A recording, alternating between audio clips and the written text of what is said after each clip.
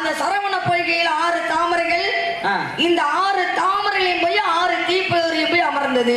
சரி, 6 தீப்பொறியும் 6 குழந்தையாக எழுந்து வந்தது. இப்ப என்ன விஷயம் அப்படின்னா, என்ன வெண்டாமரை, செந்தாமரை, பொன்னாமரை. ஆனா அங்கே இருந்தது 6 தாமரை. திருமுடி தாமரை, திருவடி தாமரை, திருகர தாமரை, திருவுள்ள தாமரை, திருமுடி தாமரை, திருவந்தா தாமரை என்ற 6 தாமரைகள்.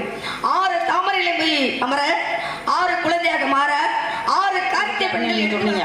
அவன் திருநாவுக்கரசர் வந்து அந்த பிரிவுல திருநாவுக்கரசர். ஆனா அதுக்கு முந்தின பிரிவுல பாத்தீங்கன்னு வச்சுக்கோங்களேன், அவர் வாகீச முனிவர்ன்றது அவரோட பேரு. இந்த வாகீச முனிவருக்கு ஏன் திருநாவுக்கரசரா பிறந்து அவர் வந்து வயிற்று வலி நோயால கஷ்டப்பட்டு முதல்ல அவர் சமண மதத்துல தான் இருந்தார்.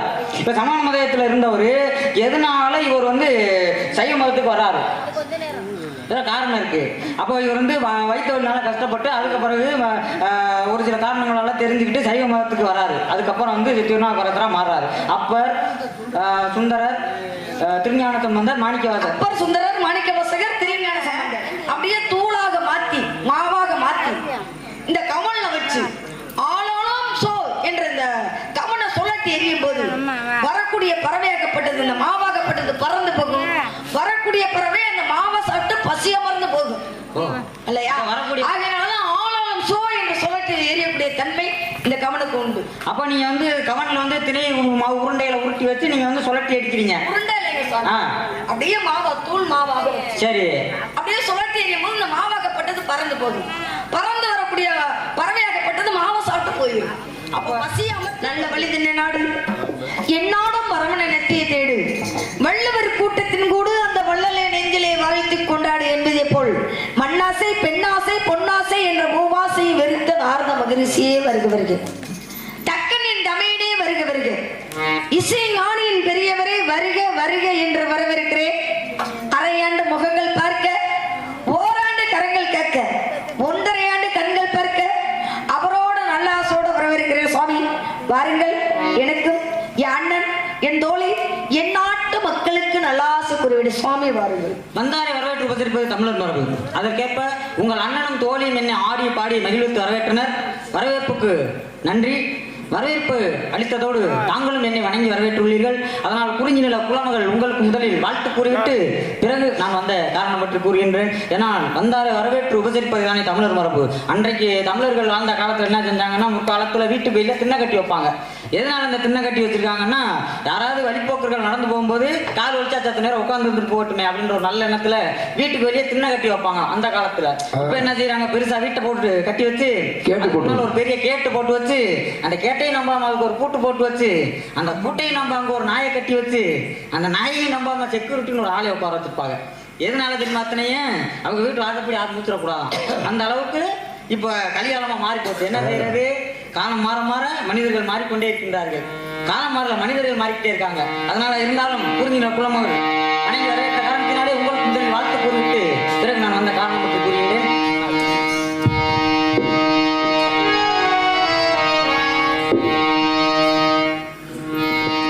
அன்பு மலர்களே நம்பி இருங்களே, நாளை நமதே, இன்னலாரும் நமதே. தர்ம உலகிலே இருக்கும் வரையிலே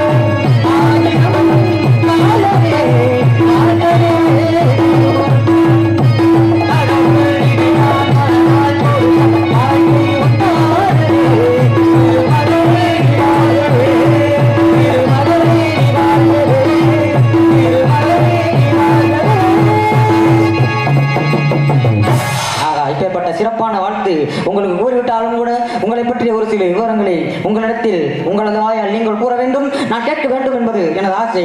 கேட்டுக் கொடுத்தவன் கர்ணன், கேட்காமல் கொடுத்தான் பாரி, பொய்து கொடுத்தான் குமரவல்லல், தொடையை அறுத்து கொடுத்தான் சிவி சக்கரவர்த்தி. இப்படி எத்தனையோ பேர் எதையோ கொடுத்திருந்தாலும் கூட உங்களிடத்தில் நான் கேட்க போகலாம் ஒரு சில விவரங்கள். ஆகவே கேட்கக்கூடிய விவரங்களுக்கு தகுந்த பதில் வருமா? கேள்வி அதை கேட்கலாமா? கூறுங்கள். அழகான வாழ்த்துக்கள், அற்புதமான வாழ்த்துக்கள் சுவாமி. ரொம்ப சந்தோஷமா இருக்கு. இருந்துட்டாலும் ஈரையில 14 உலகமும் சுற்றி வரப்பட்டவர்கள். என தாங்கள் இல்லாத கதைகள் கிடையாது, தாங்கள் இல்லாத புராணம் கிடையாது, தாங்கள் இல்லாத இதிகாசம் கிடையாது. நடந்தது நடந்து முடிந்தது, இதுக்கு மேல் நடக்க போறது. முக்காலத்தை உணரப்பட்ட முனிவர் தாங்கள். மகாலட்சுமி அந்த பற வரைக்கும் போகக்கூடிய தகுதி யாருக்கு அப்படின்னா தாங்களுக்கு மட்டும்தான். ஈரையில 14 உலகம், அதலம், விதலம், சுதலம், தராதலம், ராஜதலம், மகாதலம், பாதாளம், பூலோகம், பூர்லோகம், சுவர்லோகம், சனலோகம், தவலோகம், சத்தியலோகம் என்று சொல்லப்பட்ட ஈரேழு 14 உலகமும் சுற்றி வரப்பட்டவர்கள். இன்னும் 4 யுகத்திலே வரப்பட்டவர். திரேதா, திரேதா, துபவர, கலியுகம். 4 வேதத்தையும் கற்று அறிந்தவர். ரிக்கு, யசுர், சாமம், மதுர்வனம். முக்காலத்தை உணரப்பட்ட முனிவராகப்பட்டவர். தாங்களை பற்றி சகல விவரங்களும் தெரிந்திருந்தாலும் தாங்க நாமல் சொல்ல செவியால் கேட்காவா அப்படின்னு சொல்லி கேட்டிருக்கீங்க. கேளுங்கள் தரப்படும், தட்டுங்கள் திறக்கப்படும். கேட்கிற இடத்துல கேள்வி கேட்டால் பதில் வரும், தட்டுற இடத்துல தட்டுனா நாதம் வரும். தட்டுனார், அங்க கேட்டார். ஏன் அப்படின்னா உடலோட ஒட்டி பிறந்த கவச குண்டலத்தை கேட்க வரனா வந்திருக்கிறவன் வயது முதிர்ந்தவன் அல்ல. அவன் யார் அப்படின்னா இந்திரனாகப்பட்டவன். உன் உடலோட ஒட்டி பிறந்த கவச குண்டலத்தை கேட்க வர கொடுத்துறாத. இப்ப கர்ணன் என்ன நினைச்சாரு, ஏன்னா தேவர்களுக்கெல்லாம் தலைவன் யார் அப்படின்னா தேவேந்திரன். அப்படிப்பட்ட தேவேந்திரனே வந்து என்னிடம் வந்து யாசகம் கேட்கும் போது அது நான் கொடுக்கறது பெருமை இல்லையா அப்படின்னு சொல்லி தன்னோட தந்தையாகப்பட்டவர் சூரிய பகவான் சொல்லியும் அதை கேட்காமல் இந்திரன் கேட்ட உடனே உடலோடு ஒட்டி பிறந்த கவச குண்டலத்தை கொடுக்கப்பட்டார். தட்டுங்கள் திறக்கப்படும். என திருநாவுக்கரசரும் திருஞான சம்பந்தரும் திருமறை காடு என்று சொல்லப்பட்ட வேதாரண்யத்துல போய் தட்டுறாங்க. என்ன தட்டுனாங்க? நாவ தட்டுனாங்க. நாவ தட்டுனா தான் பாடவோ பேசவும் முடியும். நாவ தட்டல அப்படின்னா பாடவும் முடியாது, பேசவும் முடியாது. ஆனா அவங்க திறக்கப்படுனாங்க, அடைக்கப்படினாங்க. திருநாவுக்கரசர் 10 பதியம் பாடினாரு, கதவு திறக்கவில்லை. திருஞான சம்பந்தர் ஒரு பாடல் பாடினாரு, கதவு திறக்கப்பட்டது. அப்பதான் சொல்றாரு யாரு? திருநாவுக்கரசரா, பா நான் 10 பாடல் பாடினேன், கதவு திறக்கவில்லை. ஏன் அப்படின்னா என் பாடல் பிடிக்கவில்லை, கதவு திறக்கவில்லை. ஆனால் உன்னோட பாடல் ஒரு பாடலை கேட்ட உடனே, உங்க பாடலை கேட்ட உடனே கதவு திறக்கப்பட்டது அப்படின்னா உங்களோட பாடல் பிடித்திருக்கு, ஆகையினால கதவு திறக்கப்பட்டது. என் பாடல் பிடிக்கவில்லை, கதவு திறக்கவில்லைனாரா. அப்பதான் திருஞான சம்பந்தர் சொல்றாரு, ஐயா அப்படி இல்லைங்கய்யா, உங்க பாடலை கேட்ட உடனே அவர் மெய் மறந்து போய்விட்டார், கதவு திறக்க மறந்து விட்டார். ஏன் அப்படின்னா உங்க பாடல் அவ்வளவு ஒரு இனிமையான பாடல் இருந்திருக்குது. ஆகையினாலதான் அந்த பாடலை கேட்ட உடனே தன்னையே மறந்து விட்டார், கதவு திறக்க. என் பாடல் ஒரு பாடலை கேட்ட உடனே கதவு திறக்கப்பட்டது அப்படின்னா என் பாடல் பிடிக்கவில்லை, கதவு திறக்கப்பட்டது அப்படின்னாரு. அப்போ திருநாவுக்கரசர் வயது முதிர்ந்தவர், திருஞான சம்பந்தர் சிறியவர். அப்ப சிறியவர் தன்னைத்தானே தாழ்த்தி பெரியவரை உயர்வாக வச்சு பேசுறாராம். அத போல வந்திருக்கீங்க. கேளுங்கள் சுவாமி. தெரிந்தவரை தெரிவிக்கிறேன், தெரியாதவரை கேட்டு தெரிஞ்சுக்கிறேன். என்ன கேட்க போறீங்க? ஆக கேட்கக்கூடிய கேள்விகளுக்கு தகுந்த பதில் வரும் என்ற நம்பிக்கையிலே எனது முதல் கேள்வியாக கண்டு மொழி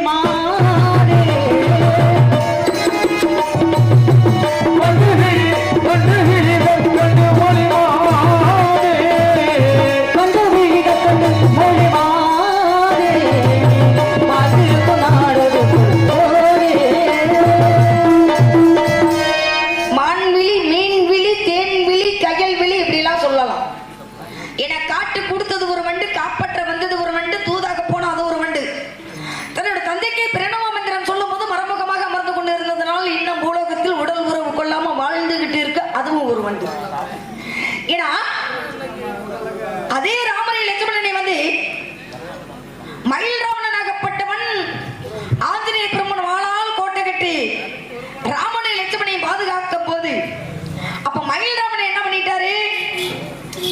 விபீஷண மாதிரியே ஒரு மாதிரி வந்து ராமனை லட்சுமணனை தூக்கி கொண்டு பாதாள லோகத்துல வச்சாச்சு. அப்ப மீண்டும் வச்ச உடனே விபீஷணன் வராரு. அப்பதான் ஆஞ்சநேய பெருமான் பாக்குறாரு.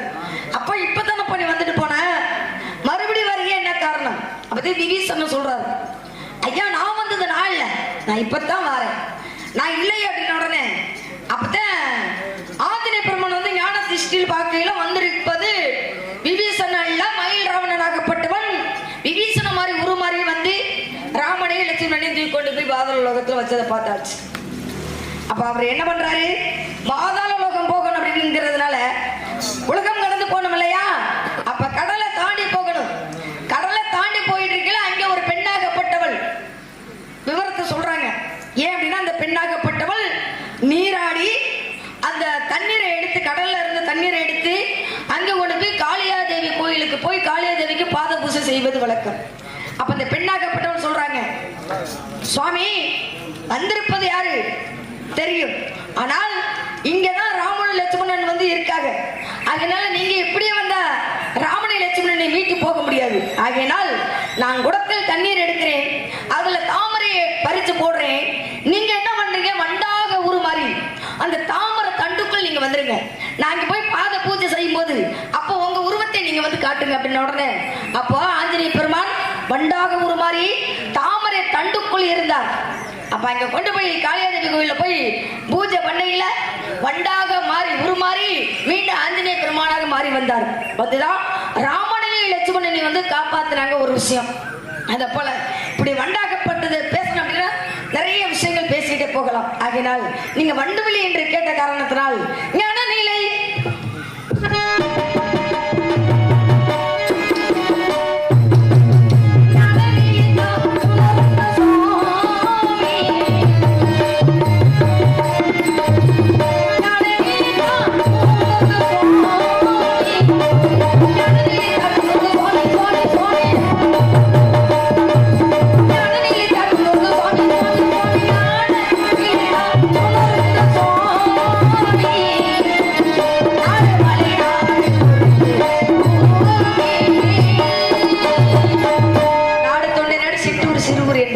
மேற்கு பவளமலை வேங்கடம் நேர்வடக்கம் ஆர்க்கும் உபரி அணிகிழக்கம் கிழக்கு பார்ப்பல் தெற்கு பினாகினி திகழ் 20 காத நற்தொண்டை நாடு அப்படின்னு நாங்க உங்க சோழ நாடு மொத்தம் 44 காத பரப்பு உள்ளது. அதுல ஒரு 20 காத பரப்பை உங்களுக்கு தொண்டை மண்டலமா பிரிச்சு கொடுத்துருக்காங்க. அப்ப சோழ மண்டலத்திலிருந்து 20 காத பரப்பு 200 மைல் சுற்றளவு கொண்டது உங்க தொண்டை நாடு. பரவாயில்ல, அருமையான விளக்கம். இருந்தாலும் இன்னும் உங்களிடம் ஒரு சில விவரங்கள் கேட்க வேண்டும். நாளே கண்ணமலத்திலிருந்து முகமாறே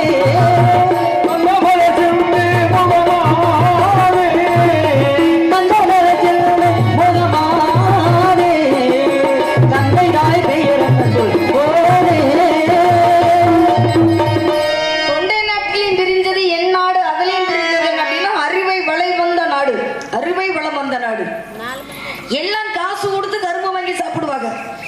என்னாடு தொண்டை நாட்டுல வந்து கரும்பு சாப்பிடுறதுக்காக கூலி கொடுத்து கூட்டிட்டு வந்து கரும்பு சாப்பிட சொல்லுவாங்க. அப்ப கரும்பு திங்க கூலி கொடுக்கிற நாடு எந்த நாடு அப்படின்னா என்னாடு அறிவை விளம் வந்த நாடு. ஏன்னா 63 நாயன்மார்கள் 12 ஆழ்வார்கள். இந்த 63 நாயன்மார்கள் வந்து பகுதி பேர் பிறந்ததே எந்நாட்டுல தான், தொண்டை நாடு இல்லையா. அதே போல 12 ஆழ்வார்களையும் பிறந்தது சில பேர் எந்நாடு தொண்டை நாடு. அதே போல 1330 திருக்குறளை எழுதினவர் யார் அப்படின்னா திருவள்ளுவர். 1.25 அடியில் 133 அதிகாரம் கொண்டு 7 சீரு கொண்டு எழுதப்பட்டவர் யார் அப்படின்னா திருவள்ளுவர். அப்படிப்பட்டவர் பிறந்தது எந்நாடு தொண்டை நாடு. எந்நாடு தொண்டை நாட்டில் பிறந்த காரணத்தினால் தந்தை பெயர்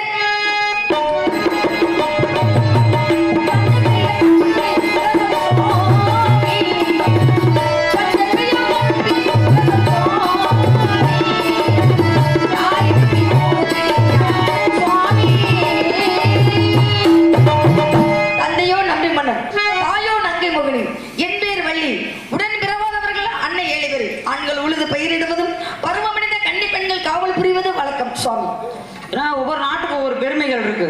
சேர நாடு வேடம் உடைத்து, சோழ நாடு சோறு உடைத்து, பாண்டிய நாடு முத்து உடைத்து, ஆனா உங்க தொண்டை நாடு மட்டும் சான்றோர்கள் உடைத்து அப்படின்னு சொன்னாங்க. அருமையான விளக்கம். ஏன்னா பிறந்தோடனே கைவாடிய 7 பேர் பிறந்த நாடு உங்க தொண்டை நாடு. கரும்பு தின்ன கூலி கொடுத்த நாடு உங்க தொண்டை நாடு. எல்லாத்தையும் விட திருவள்ளுவர் உலக பொதுமறை சொல்லக்கூடிய திருக்குறள் 1330 குறட்பாக்கள்ல முக்காலத்துக்கு பொருந்துற அளவுக்கு இன்றைக்கும் 5000 ஆண்டுகளுக்கு முன்பாகவே அவர் எழுதி வச்சுட்டு போயிருந்தாலும் இன்றைக்கும் அவரு அந்த திருக்குறள்ல சொல்லி இருக்கக்கூடிய விஷயங்கள் எல்லாமே நம்ம நிகழ்காலத்துக்கும் பொருந்துற அளவுக்கு அதை குறுக தரித்த குறள். ஏன்னா அணுவை துளைத்து வேல்கடலை புகுத்தி குறுக தரித்த குறள் அப்படின்னு சொல்லி அவையாரே பாராட்டின ஒரு சிறப்புக்குரிய திருவள்ளுவர் பிறந்த உங்க நாடு தொண்டை நாடு. அவர் ஒருத்தரே போது சான்றோர் உடைத்து அப்படின்னு சொல்றதுக்கு உங்க தொண்டை நாட்டோட பெருமை. ஏன்னு கேட்டீங்கன்னா உங்களுடைய தந்தை பெயர் நம்பி மன்னன். தாயின் பெயர் நங்கை மோகினி. உடன் பிறந்தவர்கள் உடன் பிறவாதவர்கள் அன்னை 7 பேர். அமைத்திருப்பது பரன். விரட்டுவது பறவை. பேசுவது தமிழ். இங்க என்ன வேலை செய்து கொண்டிருக்கீங்க? காவல் பாக்குறோம். காவல்னா என்ன காவல்? திணைக்காவல். என்ன திணை? கருந்தனை செந்தனை. செந்தனை யாருக்கு, கருந்தனை யாருக்கு? கருந்தனை வந்து கருந்தனையாகப்பட்டது எங்களுக்கு, செந்தனை வந்து முருகப்பெருமானுக்கு. செந்தனையை மட்டும் முருகப்பெருமானுக்காக படைக்கக்கூடிய காரணம் என்ன? முருகப்பெருமான் எப்படி வந்தாரு? முருகப்பெருமான் வந்து நெற்றிக்கண்ணில் சிவபெருமானுடைய நெற்றிக்கண்ணில் இருந்து தீப்பழம்பாக பிறந்தார் அப்படின்னு சொல்லி கந்தபுராணத்துல இருக்கு. அப்படின்னு இருக்குது தானே? ஆமா. அப்ப 6 தீப்பொறியாக வந்து சிவனோட நெற்றிக்கண்ணில இருந்து 6 தீப்பொறியாக வந்தது. 6 தீப்பொறி வந்து தேவர்கள் மூவர்கள் எல்லாத்துக்கிட்டையும் இந்த தீப்பொறி போகுது.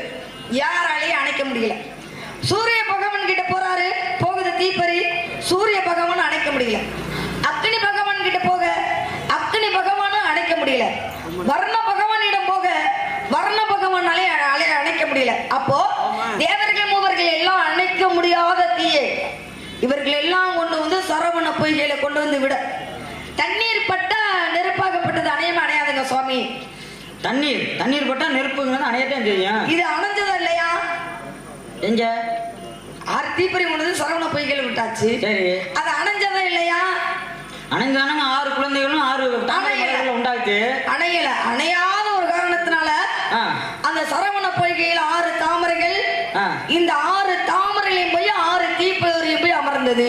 சரி, 6 தீப்பொறி 6 குழந்தையாக எழுந்து வந்தது. இப்ப என்ன விஷயம் அப்படின்னா, என்ன வெண்டாமரை, செந்தாமரை, பொன்னாமரை. ஆனா அங்கே இருந்தது 6 தாமரை. திருமுடி தாமரை, திருவடி தாமரை, திருகர தாமரை, திருவுள்ள தாமரை, திருமுடி தாமரை, திருவந்தா தாமரை என்ற 6 தாமரைகள். 6 தாமரையில போய் அமர 6 குழந்தையாக மாற 6 கார்த்திகை பெண்கள் எடுத்து வளர்க்கப்பட்டார்கள். என்ன அப்ரகந்தி, உத்திரகந்தி, அப்பா, துலா, நிதர்த்தன் என்று சொல்லப்பட்ட 6 கார்த்திகை பெண்கள் எடுத்து வளர்த்தாங்க. 6 குழந்தையும் 6 குழந்தையும் ஒரு குழந்தையாக மாத்தினது யார் அப்படின்னா ஆதி பராசக்தி. 6 குழந்தையும் அப்படியே அரவணைச்சு தூக்கி மடியில கீழே ஒரு குழந்தையாக மாறி அந்த அம்மாவோட பால் பருகும் போது அந்த இடத்துல 4 பேத்துக்கு மோட்சம் கிடைத்தது ஒரு விஷயம். அப்ப வந்து சிவனோட நெற்றிக்கண்ணில இருந்து தீப்பொறியாக வந்ததனால் என்ன வெப்பங்கள் அதிகம் இருக்கு இல்லையா, அந்த வெப்பத்தை உஷ்ணத்தை குறைக்கணும் அப்படின்னா செந்தனை வந்து குளிர்ச்சி தரக்கூடியது. இந்த செந்தனையை கொண்டு போய் படைத்தா அவரோட உஷ்ணமாகப்பட்டது தனி அப்படிங்கிறதுனாலதான் செந்தனை கொண்டு போய் படைக்கும். ஏன்னா சிவபெருமானுடைய நெற்றிக்கண்ணில் தீப்பழம்பாக முருகப்பெருமான் தோன்றினார் 6 தீப்பொறிகளாக. அந்த காரணத்தினால் உடல் வந்து உஷ்ணமாக இருக்கு. அதனால நீங்க வந்து குளிர்ச்சியான செந்தனையை முருகப்பெருமானுக்காக படைக்கிறீங்க அப்படின்னு நீங்க சொல்ல வர்றீங்க. அப்ப சுருக்கமா சொன்னா முருகப்பெருமான சூட்ட தண்ணிக்கு வந்திருக்கீங்க. ஆமா, எல்லாம் ஒண்ணுதான். உண்மைதானே? முருகப்பெருமானோட சூட்ட தண்ணிக்கிறதுக்கு வந்திருக்கீங்க. எல்லாம் வெப்பம்னாலும் ஒண்ணுதான், உஷ்ணம்னாலும் ஒண்ணுதான், சூடுனாலும் ஒண்ணுதான். ஏன் அப்படின்னா அது அவரை வந்து அழுத்தி காட்டுறாரா? இல்ல அது உங்க வேலை நீங்க உள்ளவங்க. அப்ப வந்து முருகப்பெருமான் அது நான் தவறா சொல்லலையே. அதாவது நம்ம பாக்குற கண்ணோட்டத்துலதான் இருக்கு. இப்போ ஒரு தாய் வந்து குழந்தைய குளிப்பாட்டுறாங்க, நிர்வாணமா குளிப்பாட்டுவாங்க. தவறான கண்ணோட்டத்துல பார்ப்பாங்களா குழந்தைய? அதே ஒரு பருவமடைந்த ஒரு ஆண்மகன் ஒரு பருவமடைந்த பெண்ணை பார்க்கும்போது அவனோட கண்ணோட்டம் தப்பா இருக்கும். அப்ப ஒரு தாய் குழந்தைய பார்க்கக்கூடிய கண்ணோட்டமும் ஒரு இளைஞன் ஒரு வயது பருவமடைந்த பெண்ணை பார்க்கக்கூடிய கண்ணோட்டமும் வேற வேறையா இருக்கும். ஏன்னா உள்ளம் நல்லா இருந்துச்சுன்னா பாக்குறது எல்லாமே நல்லா இருக்கு. ஆமா, எண்ணம் சரியில்லாம பார்த்தா பாக்குற நல்லது கூட கெட்டது அது. ஆமா, ஏன்னா நீங்க வந்த உடனே கேட்டீங்க இது ஏன் வண்டு விழி கற்கண்டு மொழி மாதிரி நீங்க வந்து பாடினீங்க அப்படின்னு சொல்லி. ஏன்னா ஒரு வேல் விழின்னு பாடிருக்கலாம், ஒரு கயல் விழின்னு பாடிருக்கலாம், இல்லைன்னா மான் விழின்னு பாடிருக்கலாம். நிறைய விழிகள் இருக்கு. அவ வந்து உங்களை ஏன் வேல் விழின்னு நான் பாடிருக்கலாம், ஏன் பாடல? ஏன்னா வேலியோட தன்மை என்ன? புத்தியை வந்து விளக்கக்கூடிய தன்மை உடையது. சூரனை வந்து சமகாரம் பண்ணும் போது வேல் கொண்டு எரியும் போது 2 ஊரா பிளந்தாரு. அப்ப வந்து வேலுடைய தன்மை வந்து புத்தி பிளக்கக்கூடியது. உங்களுடைய கண் ஏதாவது புத்தி பிளந்திருக்கா? இல்ல இல்ல. சரி, அதனாலதான் நான் வேல் விழின்னு பாடல. கயல் விழின்னு பாடிருக்கலாம். கயல் விழின்றது யாரோட விழி? அன்னை மீனாட்சிக்கு உள்ளது. இந்த கயல்ன்றது வந்து மீன் அர்த்தம். இந்த மீனுக்கு வந்து இமைகள் கிடையாது, அது எப்பவுமே தூங்காது. தூங்காம மதுரை ஆட்சி செஞ்சுக்கிட்டு இருக்கிறதுனாலதான் மதுரைக்கு பேர் தூங்காம. இமைகள் இருந்தாதான் கண்ணை மூட முடியும். அப்ப இமைகள் இல்ல அப்படின்னா கண்ணை மூட முடியாது. ஆமா, இமைகள் இல்ல மீனாகப்பட்டது. ஏன்னா தூங்காம இருக்கிறது எந்த ஒரு உயிர் ஜீவன் அப்படின்னா மீனு தான். அது தூங்கும், ஆனா கண்ணு மூட முடியாத ஒரு விஷயம் அல்லையா? அதுதான் தூங்காம இருக்கிறது மீனு. அப்ப தூங்கா நகரம் என்ற பேர் வரக்கூடியது யார் அப்படின்னா அன்னை மதுரை ஆட்சி செய்யக்கூடிய காரணத்தினால தூங்கா நகரம் மதுரைக்கு ஒரு பேர் வந்துச்சு. அதே போல உங்களை ஒண்ணு ஒரு ஒரு மான்வெளின்னு பாடி இருக்கலாம். மானுடைய தன்மை என்ன? ஆளை பார்த்தோன்னே மருந்து ஓடக்கூடிய தன்மை. நீங்க என்ன பார்த்தோன்னே மிரண்டு ஓடுனீங்களா? இல்ல இல்ல. அப்ப வந்து அதனாலதான் உங்களை மான்வெளின்னு பாடல. வண்டு வெளி கற்கண்டு மொழி மாதிரி பண்ண அந்த வண்டினுடைய தன்மை வந்து வண்டு நிறைய வண்டு இருக்கு. நீங்க சொன்ன மாதிரி காட்டி கொடுத்தது ஒரு வண்டு, கமண்டலத்தை அடைச்சது ஒரு வண்டு, உயிரை தாங்கியது ஒரு வண்டு, காட்டி கொடுத்தது ஒரு வண்டு, நிறைய இருக்கு. உயிரையே அது உடலையே இரண்டாக பிறந்து சுத்தி வந்ததுன்னா ஒரு வண்டு இருக்கு. ஒரு வண்டு திரங்க முடிவு இருக்கு. அப்படி எத்தனையோ வண்டுகள் இருந்தாலும் இந்த பொன்வண்டு, அதாவது இந்த பொன்வண்டு அது எப்போ பாத்தீங்கன்னா துரு துரு துருன்னு சுத்திக்கிட்டே இருக்கும். சரி, இந்த வண்டினுடைய தன்மையை பாத்தீங்கன்னா அங்க ஒரு இடத்துல நிக்காம துரு துரு துருன்னு இந்த வண்டு வந்து சுத்திக்கிட்டே இருக்கும். அந்த மாதிரி உங்களுடைய அந்த கண் வந்து துரு துருன்னு அங்கிட்டு இங்கிட்டு சுத்திக்கிட்டே இருக்க காரணத்தினாலே உங்களை வண்டு வெளி கற்கண்டு மொழிமாதே அப்படின்னு பாடினேன். இதுல ஒன்றும் தவறு ஒண்ணும் கிடையாது. ஏன்னா கண்கள் வந்து குறுகுறுன்னு அங்கேயும் சுத்துது அப்படின்னா நிக்கிற இடம் அப்படிப்பட்ட இடம். எதுக்காக வந்து நிக்கிறேன்? காவலுக்கு வந்து நிக்கிறேன். சரி, திணைகள் வந்து பறவைகள் வந்து சாப்பிடாத அளவுக்கு வந்து பாதுகாக்கணும். அப்போ ஒரே ஜீவராசி ஒரே இடத்த பார்த்துட்டே இருந்தோம்னா பறவைகள் வர்றது போறது தெரியாது இல்லையா? அதனால என்னோட பார்வைகள் வந்து பல பக்கமும் சரி இல்லையா, பல இடங்களும் பார்த்தா தான் பறவைகள் வராத அளவுக்கு பறவைகளை விரட்ட முடியும். அதனாலதான் என்னோட பார்வைகள் வந்து அப்படியே குறு குறு குறுன்னு எல்லா பக்கம் பார்க்கக்கூடிய காரணம். பறவைகளை விரட்டுறீங்க. ஆமா. எப்படி விரட்டுறீங்க? ஆளாலும் சோ ஆளும் சோ. ஏன்னா கல்லால் அடிச்சா அது பறவைகளுக்கு காயப்படும் அப்படின்ற காரணத்தினால அதாவது கல்லால் அடிக்காம சொல்லால் அடிக்க சொன்னார். ஏன்னா பிரணவ மந்திரத்தை ஓம் என்ற பிரணவ மந்திரத்தால் சொல்லி ஆளோலம் சோ என்று எங்க அப்பா பறவைகள் விரட்ட சொன்னார். இப்ப நீ உங்க மதம் வந்து சைவ மதம். ஆமா. அப்ப நீ சைவ மதத்தினுடைய தன்மை என்ன? உயிர்களை வந்து ஜீவகாரணத்தோட இருக்கணும். ஜீவகாரணம் என்னன்னா ஒரு உயிர் வந்து பசின்னு யாராவது வந்து அவங்களுக்கு வந்து உணவு கொடுக்கணும். உயிர் கொலை செய்யக்கூடாது. கண்டிப்பா. ஒரு ஊனமுற்றவங்களை தாக்கக்கூடாது. சிறு குழந்தைகளுக்கு வந்து ஆபத்து உண்டாக்க கூடாது. இந்த மாதிரி வந்து ஜீவகாரண தன்மையோட இருக்கணும் உங்க சைவ மதத்துல. இப்ப நீங்க பசின்னு உங்க திணைச்சோலைக்கு ஒரு 4 அறிவு பறவைகள் பத்தியல் ஏதோ பசிக்கா உங்க திணைச்சோலைக்கு வந்து 4 திணையை சாப்பிட்டு போனாது என்ன ஏன் விரட்டுறீங்க? இப்படி பாவம் இல்லையாது சுவாமி? இந்த இடம் எப்படிப்பட்ட இடம்? எப்படிப்பட்ட இடம்? தெய்வம் அதாவது தினக்குறிஞ்சி, தெய்வ குறிஞ்சி, முக்குறிஞ்சி. இந்த முக்குறிஞ்சியில வந்து நான் நிற்கிறது தெய்வ குறிஞ்சி. இந்த தெய்வ குறிஞ்சிக்கு வந்து யார் யார் வருவார்கள், யார் யார் வரக்கூடாது அப்படின்னு ஒரு கண்ணியம் கட்டுப்பாடு உண்டு. ஏன்னா வரக்கூடாதவர்கள் வந்தால் எங்க அப்பா நம்பி மன்னராகப்பட்டவர் ஒரு எல்லைக்கோடு போட்டிருக்காரு. அப்போ வரக்கூடாதவர்கள் வந்தால் அந்த எல்லைக்கோட்டை மீண்டு தாண்டி இங்க வர முடியாது. மீண்டும் அந்த எல்லைக்கோட்டை தாண்டினா எரிஞ்சு சாம்பலாக போயிடுவார்கள் இல்லையா? அதனால இங்க பறவை அப்படின்னா பறவைகள் எல்லா பறவைகளும் வராது. வரக்கூடிய பறவை மட்டும்தான் வரும். அது பசியோட வருது அப்படின்னா இந்த திணை மாவை பாருங்க அப்படியே தூளாக மாத்தி மாவாக மாத்தி இந்த கமல்ல வச்சு ஆளாலும் சோ என்ற இந்த கமலை சுழட்டி எரியும் போது வரக்கூடிய பறவையாகப்பட்டது இந்த மாவாகப்பட்டது பறந்து போகும். வரக்கூடிய பறவை அந்த மாவை சாப்பிட்டு பசி அமர்ந்து போகும் இல்லையா? அதனாலதான் ஆளாலும் சோ என்று சுழட்டி எரியக்கூடிய தன்மை இந்த கமனுக்கு உண்டு. அப்ப நீங்க வந்து கமன்ல வந்து திணை உருண்டையில உருட்டி வச்சு நீங்க வந்து சுழட்டி அடிக்கிறீங்க. உருண்டை அப்படியே மாவா தூள் மாவாக சரி அப்படியே சுழட்டி எரியும் போது இந்த மாவாகப்பட்டது பறந்து போகும். பறந்து வரக்கூடிய பறவையாகப்பட்டது மாவை சாப்பிட்டு போயிடும். அப்ப பசி அமர்த்தி போய்விடும். இப்ப நீங்க பறவைகளை விரட்டக்கூடிய காரணம் என்னன்னா எச்சி பட்டுன்னு சொல்லி விரட்டுறீங்களா இல்ல எச்சம் பட்டுன்னு விரட்டுறீங்களா? உண்ணுகின்ற உணவும் எச்சிலடா, உடுத்துகிற உடையும் எச்சிலடா, வாழுகின்ற வாழ்க்கையே எச்சிலடா. எச்சி இல்லாதது எந்த ஒரு பொருளும் கிடையாது இல்லையா? ஆகையினால என்னோட இடத்துல வந்து என்ன அப்படின்னா எச்சி படக்கூடாதுன்னா அது ஒரு விஷயம். ஏன் அப்படின்னா முருகப்பெருமானுக்கு இப்படி ஒரு கண்ணியம் கட்டுப்பாட்டோட இருந்து ரொம்ப தெய்வ பக்தியோட இதை கொண்டு போய் படைக்கணும் அப்படிங்கிற ஒரு காரணத்தினால நினைக்கிறேன். அப்ப நீங்க வந்து நான் என்ன சொல்ல வரேன்னா எச்சி வட்டா முருகப்பெருமான் ஏத்துக்கிற மாட்டாரா? மாட்டாரு. எப்படி ஏன் சொல்றீங்க? எச்சி வட்டா தெய்வம் ஏத்துக்கிறாரா? ஒரு கன்றுக்குட்டி இருக்கு, தாயினோட மடியில பால் குடிக்குது. பால் குடிச்சதுக்கு அப்புறம் தான் நம்ம வந்து அந்த பாலை கறந்து தெய்வத்துக்கு அபிஷேகம் பண்றோம். அது எச்சி பொருள் தானே ஏத்துக்கிறது கடவுள். ஒரு தேன் அபிஷேகம் பண்றோம். அப்ப தேன் வந்து குலவி போய் ஒரு மகரந்தத்துல போய் தேனை சேகரிக்குது. தன்னோட வாயில இருந்தே உறிஞ்சி எடுத்துட்டு வருது. போய் தேன் கூட்ட திரும்ப அது வந்து வாயில இருந்தே எடுத்து வைக்குது. அது எச்சி பொருள் தானே ஏத்துக்கிறது. ஏத்துக்கிறாங்களே. இப்போ அவ்வளவே நம்ம சின்ன குழந்தைய நம்ம வீட்டுல வந்து தெய்வத்துக்கு படையல் போடணும்ப்பா, எதையும் வந்து உணவு பதார்த்தங்களை ரெடி பண்ணி வச்சுட்டு இதை தொடக்கூடாதுப்பா அப்படின்னு சொல்லி சொல்லுவாங்க தாய். சொன்னா கேட்பாங்க சின்ன குழந்தைய போன நேரத்துல ஏதாவது எடுத்து வாயில போட்டுருவாங்க. அதை படைத்தால் ஏத்துக்கிறாருல கடவுள். கண்ணப்ப நாயனாரே தான் உண்ட அந்த எச்சில் இறைச்சியை போய் சிவபெருமானுக்கு படைச்சான். அவனுக்கு தெரியாது தான் செய்யக்கூடியது என்ன அப்படின்றது தெரியாது. முதல் வந்து அசைவத்தை சிவனுக்கு படைக்கக்கூடாது. அவன் என்ன நினைச்சான், குடும்பிச்சாமின்னு சொல்லி அந்த கண்ணப்ப நாயனார் என்ன செய்யறான், அவன் தான் செய்யறது என்னன்னே தெரியாம போய் செய்யறான். இறைச்சியை பன்றி இறைச்சியை தான் சுவைச்சு பார்த்து நல்லா இருக்கு, இதை குடும்பிச்சாமி கொடுப்போம் அப்படின்னு சொல்லி கொண்டு போய் அந்த இறைச்சியை படைக்கிறான். அப்பதே சிவபெருமான் ஏற்றுக்கிட்டார்ல, கண்ணப்ப நாயனார் அழிக்கலையே. சுவாமி, இதெல்லாம் எச்சில் பட்ட பொருளும் கொண்டு போய் அங்க போய் படைக்கிறோம், முருகப்பெருமான் ஏத்துக்கிறார். ஆனா நான் எதற்காக வந்து நிக்கிறேன், நான் கொண்டு போய் படைக்கக்கூடிய பொருளை எந்த ஒரு எச்சி படாத அளவுக்கு கொண்டு போய் படைக்கணும் இல்லையா? என்ன தேனாபிஷேகம், பாலாபிஷேகம், பட்டாடை எல்லாம் இருக்குது. அதெல்லாம் எச்சில இருந்து வரக்கூடியதுதான். எல்லா மக்கள், உலக மக்கள் எல்லாம் கொண்டு போய் படைக்கிறாங்க.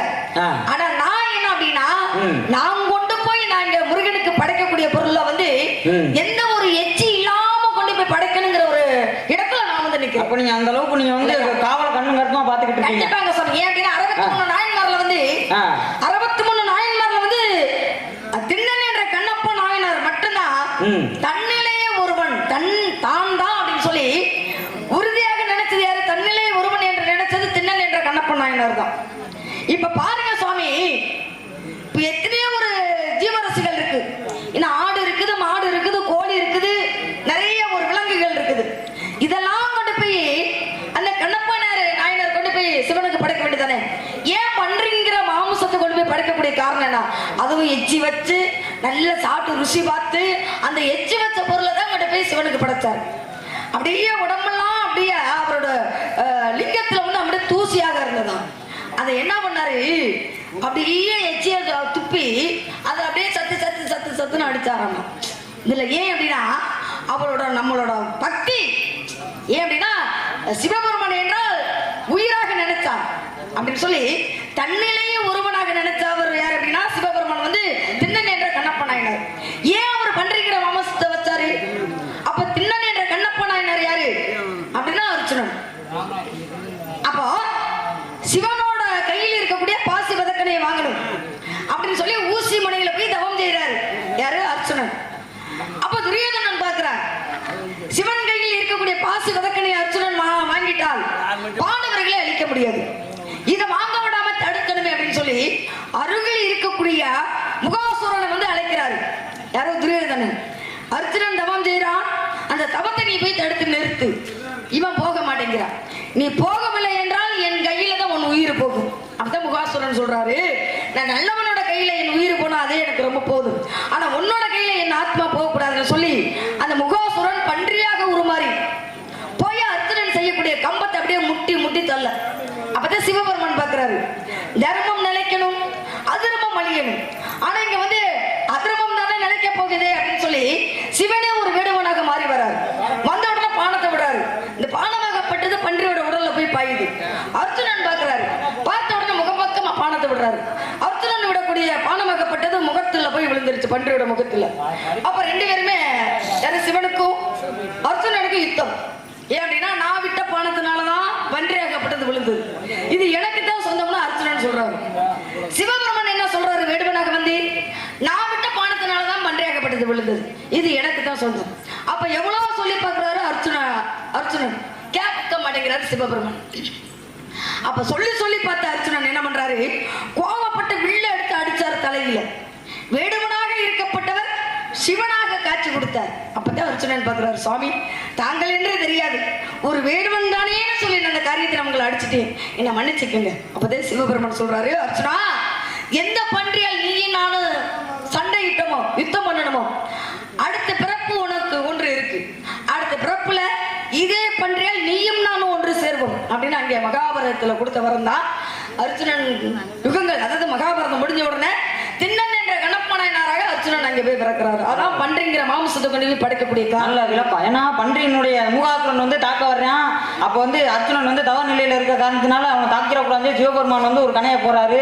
இப்ப பன்றி வர்றதை பார்த்துட்டு அர்ச்சுனன் ஒரு கணையை போறான். அப்ப நான் தான் கொண்டு 2 பேருக்கு சண்டை வருது, இல்லால் அடிக்கிறேன், சிவனுக்கே காயம்படுது. அதனால அடுத்த பிறப்புல அவன் கண்ணப்ப நாயனாக பிறந்து அவனுடைய கண்ணையே சிவபெருமானுக்கு தானமா கொடுத்தேன். பரவாயில்ல, அருமையான விளக்கம். நீ வந்து ஆரம்பத்துல நீங்க சொன்னீங்க வந்து திருநாவுக்கரசரை பத்தி அருமையா நீங்க சொன்னீங்க. அவன் திருநாவுக்கரசர் வந்து அந்த பிரிவில திருநாவுக்கரசர். ஆனா அதுக்கு முந்தின பிரிவில பாத்தீங்கன்னு வச்சுக்கோங்களேன், அவர் வாகீச முனிவர்ன்றது அவரோட பேரு. இந்த வாகீச முனிவருக்கு ஏன் திருநாவுக்கரசரா பிறந்து அவர் வந்து வயிற்று வலி நோயால கஷ்டப்பட்டு முதல்ல அவர் சமண மதத்துல தான் இருந்தார். இப்ப சமண மதத்துல இருந்தவர் எதனால இவர் வந்து சைவ மதத்துக்கு வராரு காரணம் இருக்கு. அப்போ இவர் வந்து வயிற்று வலினால கஷ்டப்பட்டு அதுக்கு பிறகு ஒரு சில காரணங்களால தெரிஞ்சுக்கிட்டு சைவ மதத்துக்கு வராரு. அதுக்கப்புறம் வந்து திருநாவுக்கரசரா மாறாரு. அப்பர், சுந்தரர், திருஞான சம்பந்தர், மாணிக்கவாசகர். அப்பர், சுந்தரர், மாணிக்கவாசகர், திருஞான சம்பந்தர். ஆமா, இதுல அப்பர் சமய குறைவர்கள் 4 பேர். ஆமா, இவருக்கு வந்து இந்த திருநாவுக்கரசருக்கு மட்டுமே 4 பேர் இருக்கு. மருள் நீக்கியார், தர்மசேனர், அப்பர், திருநாவுக்கரசர் அப்படின்னு. சரி, இப்பெல்லாம் நிறைய அவருக்கு வந்து நிறைய கண்டிப்பாக இந்த 12 ஆழ்வார்ல பாருங்க, அதாவது பேயாழ்வார். இந்த பேயாழ்வார் என்ன பண்றாரு? அவர் பிறந்தது வைணவ மதம், ஆனா வணங்கினது யார? சிவனதான் வணங்கிட்டே இருந்தார். அப்போ யாரு?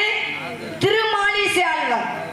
திருமாலிசை ஆழ்வார் பிறந்தது வைணவ மதம், ஆனா வணங்கினது சிவபெருமான. அப்பதான் பேயாழ்வார் பாக்குறாரு, என்னடா இவன் பிறந்ததோ வைணவ மதம், இவர் வந்து மகாவிஷ்ணுவை வணங்காம சிவபெருமான வணங்குறானே, இவனுக்கு எப்படி புத்தி கொடுக்கறது அப்படின்னு சொல்லி அந்த திருமாலிசை ஆழ்வார் போகக்கூடிய வழியில இந்த பேயாழ்வார் என்ன பண்றாரு? அறுந்து போன கயிறை கட்டுறாரு. இதெல்லாம் மண்பானையில. அந்த மண்பானையில 1000 ஓட்டைகள் போடுறாரு.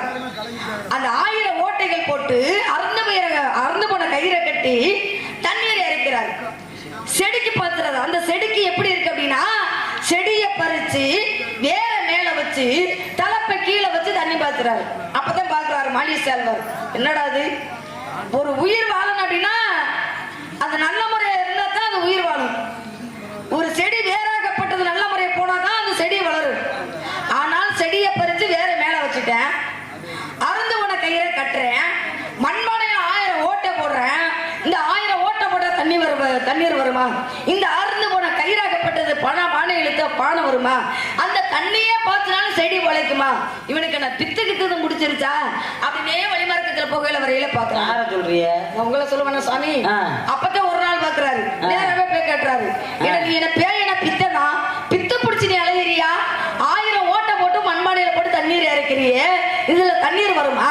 அறுந்து போன கயிறை கட்டி இழுக்கிறியே, அறுந்து போன கயிறாகப்பட்டது பானையை இழுக்குமா? அப்படி நீ தண்ணீர் இழுத்து ஊத்துனாலும் செடியை வந்து பறிச்சு வேற மேல வச்சு தலைப்பை கீழே வச்சிருக்கியே, இந்த செடி உயிர் பொழைக்குமான்னு சொல்ல. அப்ப உனக்கு என்ன பித்து பிடிச்சிருக்கான்னு சொல்ல. அப்பதான் பேயாழ்வார் சொல்றாரு, எனக்கு பித்து பிடிக்கல, உனக்கு தானே பித்து பிடிச்சிருக்கு. எப்படி அப்படின்னா, உடனே நீ பிறந்தது வைணவ மதம், நீ பெருமாளை வணங்காம நீ வந்து யார வணங்குற? சிவனே வணங்குற. இருங்க சார், நீங்க கொஞ்சம் தான் இருக்கு, உன்னை தொட கூட தொட்டா கொஞ்சம் முழுசா பேசணும், ரொம்ப பேச மாட்டேன், ரத்ன சுருக்கமா பிடிக்கிறேன். அப்ப என்ன பண்றாரு இவர்? என்ன பண்றாரு? சிவபெருமான வணங்காம பெருமாளை போய் வணங்க. பெருமாளை வணங்க போகையில அவரோட சிலையில அடைந்திருக்கக்கூடிய ஆடையாகப்பட்டது கிழிஞ்சிருந்துச்சான். அந்த ஊசியும் நூலை எடுத்து தைச்சுட்டு இருந்தாரு. அப்பதான் சத்திய சிவன் வந்து வரைக்கையில சத்தியாகப்பட்டவங்க பார்த்து, சுவாமி உங்களோட பக்தன், என் அண்ணனோட பக்தன் உங்களை வணங்கிட்டு வந்தார், ஆனா இப்போ உங்களை வணங்காம என் அண்ணனை வணங்குறாரேன்னு சொல்ல. அப்பதான் சிவபெருமான் நேரம் வராரு. வந்த உடனே திருமாலிசை ஆழ்வாராகப்பட்டவர் பார்த்து மாறாமல் இருக்காரு. கோபம் வந்துருச்சு சிவனுக்கு. ஏன்னா நான் வந்திருப்பது யார் என்று தெரியுமான்னு கேட்க. அப்பதான் மாலிசை ஆழ்வார் சொல்றாரு, நீ வந்தது யாரா இருந்தா எனக்கு என்ன, ஒன்னால ஆவது எனக்கு என்ன, என்னால் உனக்கு என்ன ஆகணும்? அப்பதான் சொல்றாரு மாலிசை ஆழ்வார், இந்த ஊசியில நூலை கோர்த்து இந்த கிழிஞ்சு போன அடையை தைக்கிறேன், இந்த ஊசியில நூலு கோர்க்காம தைக்க முடியுமா? முடியாத விஷயம். அப்போ அதே ஆடை வந்து அத ஊசி கொடுத்து தைக்காமல் தானா மூட முடியுமா? முடியாது. அதே போல இறந்து போனவனுக்கு மோட்சம் கொடுக்க முடியுமா? முடியாது. எதுவுமே முடியாத நீங்க உங்களை பார்ப்பதனால் எனக்கு என்ன ஆகுது? அப்பதான் கோபப்பட்டாரு சிவபெருமான். என்னேன்னு எடுத்து பேசிக்க அப்படின்னு சொல்லி சிவனோட நெற்றி கண்ணை திறந்து விட்டாராம். அப்பதான் மாலிசை ஆழ்வார், உங்களுக்கு நெத்தில கண்ணு இருக்கு, ஏன்னா 3 கண்ணு, முக்கண்ண மூர்த்தி, உங்களுக்கு 3 கண்ணு இருக்கிறதுனால நீங்க கண்ணை திறந்து விட்டீங்க அப்படின்னு சொல்லி மாலிசை ஆழ்வார் என்ன பண்றாரு? வலது காலில் இருக்கக்கூடிய கட்ட விரல்ல இருக்கக்கூடிய கண்ணை திறந்து விட்டாராம். அப்ப சிவன் விட்ட தீப்பொறி அணைச்சு சிவனே விரட்டிட்டு போச்சா இல்லையா? அதுக்குள்ள நிறைய விஷயங்கள் பேசலாம் சுவாமி. ஏன்னா வைணவத்துல இருந்து சைவத்துக்கு போனவர்கள், சைவத்துல இருந்து வைணவர்களுக்கு போனவர்கள் நல்ல ஞான விளக்கம் பரவாயில்ல. ஏன்னா காலதாமத காரியத்தை கேடு பெண்களாடியும் பருவங்கள் எத்தனை? மடந்தை அறிவை தெருவே பேரில் பேரில் அடைஞ்சிருக்கிறது மங்கை பருவம், 3வது பருவம், வயது 13 வயது. 13 வயது பருவ மங்கை, அழகுள்ள பருவம். ஆனா ஆபத்து இருக்குல்ல. ஏன் அழகு எங்க இருக்கோ அங்க ஆபத்து இருக்குமா? ஏங்க சாமி, அழகு இருந்தா ஏன் ஆபத்து இருக்கு? இப்போ ஒரு நீர்வீழ்ச்சி இருக்கு, சரி, பார்க்க அழகா இருக்கும். ஆனா அது மேல இருந்து நம்ம வந்து தூரத்துல இருந்து பார்த்து ரசிக்கலாம். சரி, நீர்வீழ்ச்சி மேல இருந்து நம்ம வந்து பார்த்து ரசிக்கணும், கிட்டத்துல போய் ரசிக்க முடியுமா? இருந்தாலும் பரவாயில்ல. அப்படின்னா அழகு இருக்க இடத்துல ஆபத்து இருக்குன்னு சொல்லியிருக்காங்க. அதனால உங்களுக்கு பாதுகாப்பு தேவை. அந்த பாதுகாப்பு யார் கொடுப்பாங்கன்னா கணவன் தான் கொடுக்கணும். அதனால உங்களுக்கு ஒரு அழகான கணவன் பார்த்து வந்திருக்கேன். நல்லவரா வல்லவரா? கணவனுடைய பேரை சொல்றேன். எனக்கு பெரியவர் சொல்லலாம், பெருமாள் சொன்ன மாதிரி சொல்லுங்க பாருங்க. கணவனுடைய பேரை சொல்றேன், அதுக்கப்புறம் உங்களுக்கே பிடிக்காதுன்னு பாருங்க. அதனால நான் பார்த்த மாப்பிள்ள தாஜாரமா, இந்த நாளிலுமே போட்டு முருகன் தானமா, நான் பார்த்த மாப்பிள்ளையும் போறமா, இந்த நாளிலுமே போட்டு போறோமா, கல்யாணம் பண்ண போறாமாரமா, முதல்வன் போல கண்ட சாமி தானமா, பழனியிலே பாலமுருகனம்மா, திருச்செந்தூரிலே செந்தில் முருகனம்மா, சாமி நம்ம சாமி, அவ பேரு கந்தசாமி, சாமி நம்ம சாமி, அவ பேரு கந்தசாமி. நான் பார்த்த மாப்பிள்ளை தாயாரமா, இதனால நம்ம போட்டு முருகன் தானமா, கல்யாணம் பண்ண போறாமாரமா, முதல்வன் போல கண்ட சாமி தானமா. அந்த முருகனை தான் உங்களுக்கு மாப்பிள்ளையா பார்த்து வந்திருக்கேன். அதனால கல்யாணம் பண்ணிக்கிற முடியுமா முடியாதா? அலுமகளும் இந்த ஆபத்தை நீ விடுத்து, அலுமகளும் இந்த ஆபத்தை நீ விடுத்து, அவனிலே இருப்பது கொடுத்து சொல்லும் என்பதை கேளுமா. கேட்க முடியாதுங்க சாமி. ஏன் அப்படி சொல்றீங்க? இல்லாத வளர்த்துக்கும் கொட்டாவி விட முடியாது. போதோடு இல்லாதவன் புள்ளங்குழலுக்கு ஆசைப்பட முடியாது. நான் போய் முருகப்பெருமனை திருமணம் பண்ண கொஞ்சம் கூட இயலாது. இடம் தீலத்தி பிடிக்காத தீ சக்கலாத்தி அங்க ஒருத்தி இருக்கா. ஆகையினால நான் போய் இன்னொருத்தியா இருக்க முடியுமா? வேண்டாம். எனக்கு வரக்கூடிய கணவர் எனக்கு மட்டும்தான் புருஷனாக இருக்கணும். அடுத்தவ புருஷன் எனக்கு வேணாம். தேவியான சொல்றீங்களா? தெரியுமா சொல்ல வரேன். ஆமா, தேவியானத்தை நான் பாத்துக்கிறேன். அப்புறம் தெய்வானே நான் பாத்துக்கிறேன். நான் சொன்னா கேட்பாங்கன்னு நான் சொல்ல வரேன். நீங்க பாத்துக்கிறீங்களா? அட கொடுமையே. முருகப்பெருமான் உங்களுக்கு என்னங்க சாமி வேணும்? ஏங்க நான் பாத்துக்கிறேன்னு நான் சொன்னா முருகப்பெருமான் உங்களுக்கு என்ன வேணும்? கண்ணோட கொண்டாட்டியே நீங்க பாத்துக்கிறீங்க. அப்படி சொல்லுவாங்க. ருசியில ரிசிக்கு முறையில ரிசிக்கு முனிவர்களுக்கு முறையே இல்லாத கூட்டம் உங்க கூட்டம் அப்படிங்கிறதுனால நீங்க பாரு கொஞ்சம் மாப்பிள்ளை வேணுங்கிறதுனால கூட்டி கூட்டி கூட்டி கூட்டி கூட்டி கூட்டி கூட்டி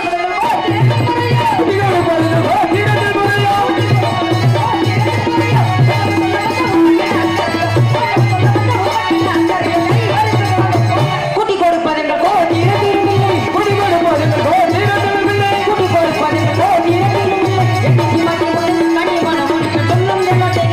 அறிவில்ல மடத்திருமே இன்று சூரியன் அத்தமாவதற்குள் உனக்கு முருகனுக்கும் திருமணத்தை காட்டாவிட்டால் நான் நார்வம் அல்ல. இந்த நார்வம் நீ முடிச்சு பிரம்ம முடிச்சும் அல்ல. இது சத்தியம் சத்தியம் சத்தியம்.